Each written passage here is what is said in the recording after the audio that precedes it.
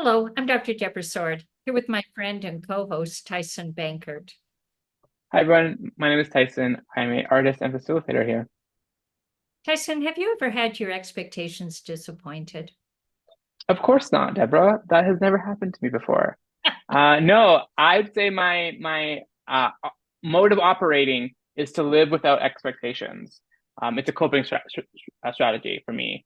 But yes, I've definitely been disappointed, and I often think about how I reflect and communicate is in order to keep myself from being disappointed. Therefore, I don't have any expectations.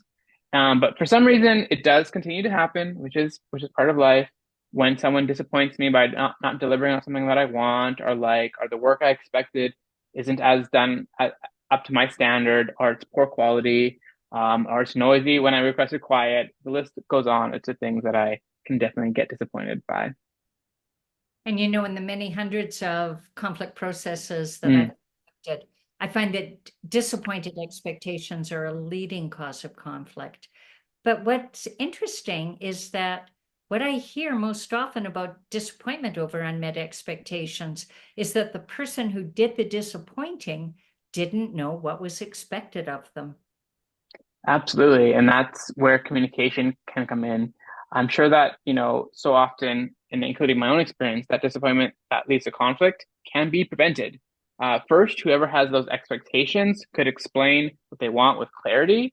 And second, for those who are supposed to be doing the thing, can ask about what isn't clear to them. And so creating that two-way communication. And there's a third way to disappoint your own expectations, and Oh, that's tell me, please. that's to hope that the other person will know by intuition. So I Mm, had a two-party conflict. Uh, Darcy hinted about wanting a birthday kitten, but gets a toaster because Pat didn't get the hint. Or maybe Darcy told Pat that the perfect birthday gift is a kitten, and Pat was just as clear about not wanting a cat.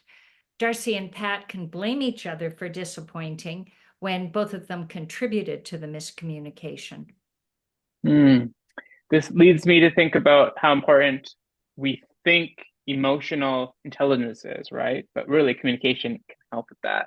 But it reminds me of a fourth miscommunication, which I often get myself into.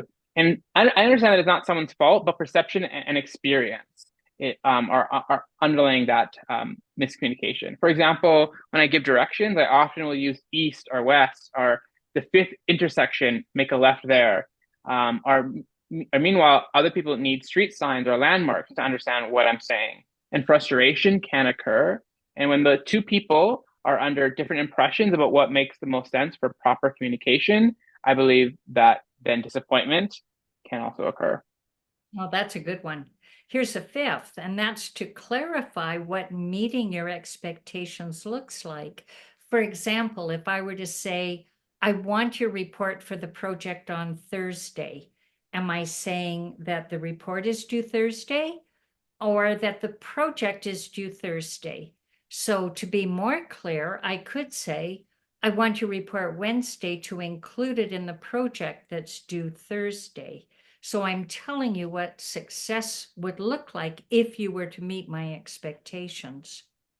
Mm. How you word expectations can make a big difference, I think, in whether expectations get met.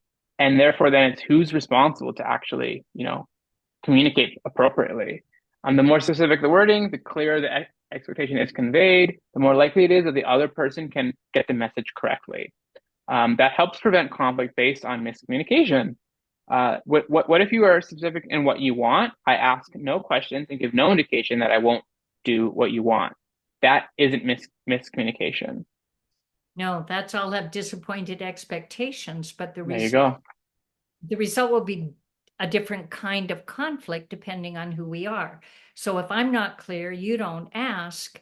If I'm your boss, I can accuse you of insubordination. If I'm your teacher, I could give you a lower grade. If I'm a parent, I could ground you. If we're friends, it could turn into an argument over hurt feelings and so on.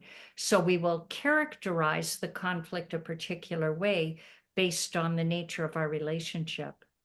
Mm. So to be clear about your expectations, what we're saying is ask questions for clarification and appreciate the effect your language has on conveying what you want. We'll be back next week. So please join us again and tell your friends that we are discussing how to do conflict better, because you never know when you might be called upon to be conflict competent. Right. We all need to own our conflicts, and the Conflict Owners Manual will show you how. Thanks for listening. We hope you'll subscribe to our podcast and leave a comment. Thank you.